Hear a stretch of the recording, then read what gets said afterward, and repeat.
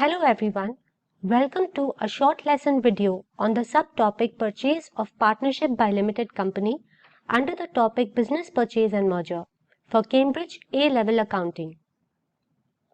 Before we proceed, please note, abbreviations are used in this presentation only due to space constraints.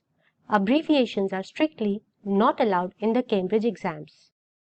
First, let's do a quick revision of the realization account that you have studied at AS level. The realization account is used to calculate the profit or loss on dissolution of a partnership. When a partnership dissolves, we are essentially emptying the statement of financial position of the partnership. That means whatever was on the debit side of the statement of financial position of that partnership will be removed from there and brought to the debit side of the realization account. That is the non-current assets and the current assets, except for cash and cash equivalents, because we will prepare a separate account for these. Similarly, whatever is on the credit side of the statement of financial position will be removed from there and brought to the credit side of the realization account.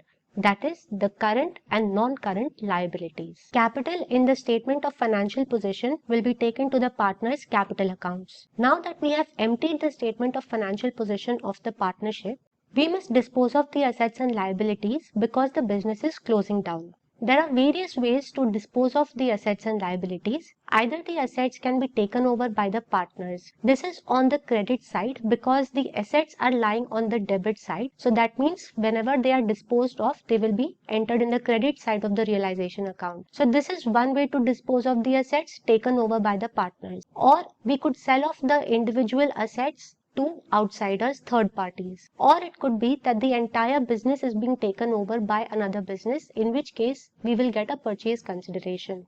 Similarly, liabilities being disposed of will be on the debit side because originally they are lying on the credit side. So we have emptied the balance sheet and we have also disposed of our assets and liabilities. Next, we come to any costs that we might incur on dissolution, such as legal costs. They are entered on the debit side because expenses have a debit balance. Finally, we can balance the account. So if the credit side is heavier, we will have a profit on dissolution, and if the debit side is heavier, we will have a loss on dissolution, which will be divided between the partners. This will be taken to the capital accounts of the partners.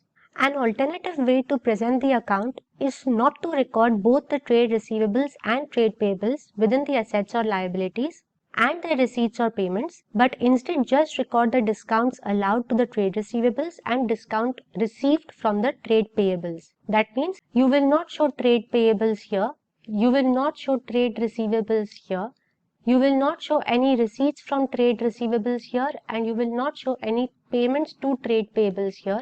Rather, you will show discount allowed to trade receivables here on the debit side and discount received from trade payables on the credit side. Either of the two presentations is completely acceptable in the exams. This is May-June 2020 paper variant 3.1. A and K have been in partnership for many years. Their profit sharing ratio is 3:2. Balances of certain assets and liabilities have been provided to us. Also, capital account and current account balances have been provided. Assets and liabilities have been revalued. Then they have told us about the goodwill valuation. Also, the purchase consideration breakup has been provided, and they have told us how certain assets and liabilities have been disposed. Finally, they have given to us realization costs. Part A tells us we have to calculate the purchase consideration payable by the purchasing company, that is X Limited. We know that goodwill is equal to purchase consideration minus net assets taken over at fair value. If we rearrange this equation, we get purchase consideration is equal to goodwill plus net assets taken over at fair value. Net assets is nothing but assets and liabilities, so we will write that here in the bracket, assets minus liabilities taken over at fair value. Let us see the fair value of each asset and liability that they have provided to us in the question. Office equipment has been revalued at $35,600. One motor vehicle out of two motor vehicles has been taken over by X Limited, and they have valued that motor vehicle at $20,000. The book value of inventory is 11,400, but the value has been increased by 20%. And for trade receivables, the book value was $19,500, and they have told us that we must provide a provision for doubtful debts of 4% on the trade receivables. As for trade payables, they have told us that trade payables were settled in full by the partnership and therefore they were not taken over by X Limited. So that will not be a part of our purchase consideration. Why? Because as you know, purchase consideration is only for net assets taken over and trade payables have not been taken over. We are solving part A of the question, that is calculation of purchase consideration. First, we are writing down all the assets and liabilities taken over at fair value. Office equipment has been revalued at $35,600. Motor vehicle at $20,000. Inventory, originally it was $11,400 book value, but to that they have told us to add 20%. So it makes the inventory $13,680. Then trade receivables have been taken over. Book value is $19,500, but from that we have to subtract 4% of provision for doubtful debts. That makes the trade receivables 18,720. No other assets and liabilities have been taken over. So now we can find out the goodwill. For this, let's prepare working note 1. Goodwill is calculated as the average profit for the last 3 years, and then they have provided us the profit for the last 3 years. So we are preparing working note 1. Goodwill is equal to total profit of 3 years upon 3. That is 26,000 plus 31,000 plus 39,000 divided by 3, and that gives us a goodwill of $32,000. So that makes the goodwill $32,000, and the purchase consideration is nothing but the addition of all these figures, which is $120,000. That is part A of the question. In part B, we have to prepare the realization account. So we will empty the statement of financial position of the partnership business. That means we will list down all the assets and liabilities at the book value. All the assets and liabilities except cash and bank. So part B, realization account. Assets on the debit side and liabilities on the credit side. Everything at book value.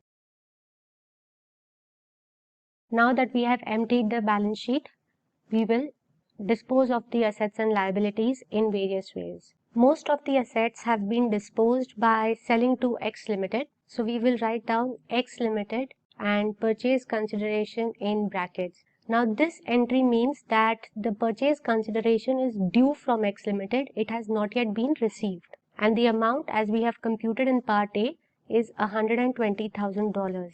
In point 3, they have told us that trade payables have been settled in full by the partnership for $13,000. Let's record this in the realization account debit side. The realization account is being prepared in the books of partnership of A and K, and the partnership has settled the trade payables out of its own bank account. So here we will write down on the debit side bank, and in bracket we will show that trade payables are being settled for $13,000. Another way that the firm has disposed of its assets is by takeover of assets by partner. In this case, A has taken over motor vehicle at a value of $10,000. So we will record this in our realization account. So A's capital account, and in the brackets you will write down motor vehicle taken over.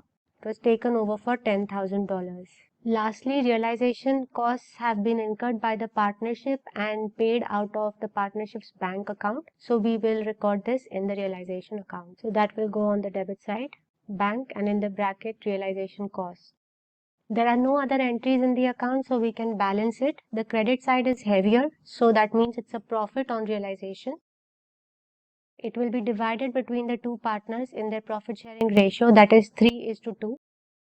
And that completes part B of the question. Next, we have been told that the shares of X Limited that the partners received as purchase consideration and the final settlement between the partners and the partnership firm will go through the partners' capital accounts. So in part C, we have to prepare partners' capital accounts in a columnar form. Columnar basically means the T format. So let's solve part C. So this is the partner's capital accounts, and we will have columns for each partner on both the sides, Ang and Kim on the debit side and Ang and Kim on the credit side. The capital account should always start with the balances. So Ang and Kim had capital account balances of 42,000 and 38,000, and then there were current account balances as well. Ang had a debit current account balance, which basically means that he withdrew more than his income in the current account, and Kim had a credit current account balance. So let's record these items in our capital accounts. Capital is a liability, so it will always have a credit balance. Therefore, balance brought down will be on the credit side. Next, we will record the current account balances. We will now look at the realization account to see if there are any entries which require a double effect in the capital account. When we look at the realization account that we prepared in part B, we see that profit on realization and the motor vehicle taken over by Ang should be recorded in the partner's capital accounts. So let's record that. Profit on realization was on the debit side in the realization account. So in the capital account, it will be on the credit side. So realization account profit. And similarly, motor vehicle taken over was on the credit side in the realization account. So the double effect will be on the debit side in the capital account. Motor vehicle taken over. Note that the capital account's credit side represents all that the partnership firm owes to the partners, and the debit side of the capital account represents all that the partners owe to the partnership firm. Next, we must record the shares received by the partners as purchase consideration.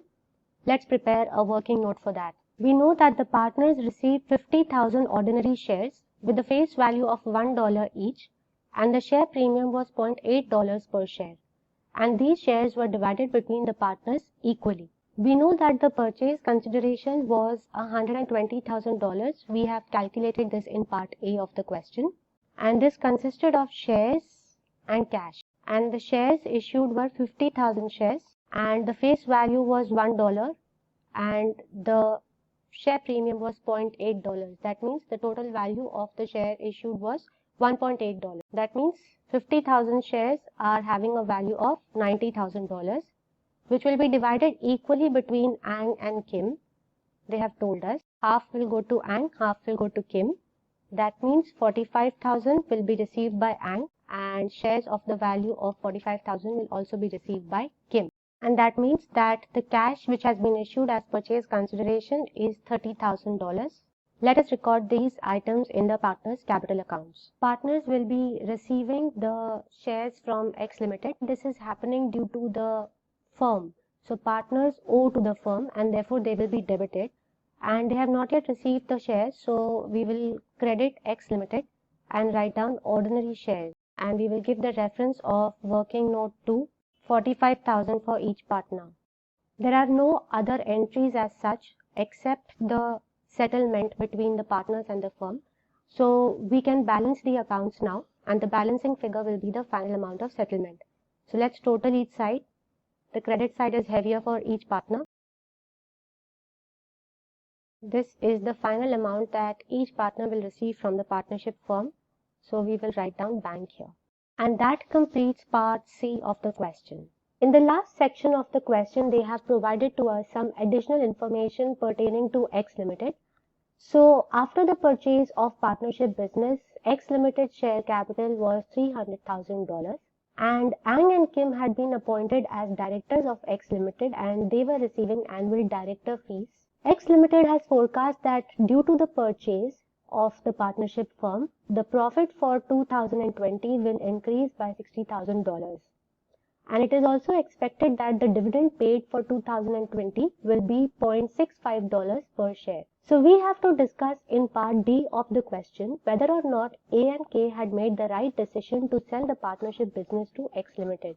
Basically, we must compare the situation of Ang and Kim in 2019, that is before the purchase of partnership business, with their situation in 2020, that is after the purchase of partnership business by X Limited.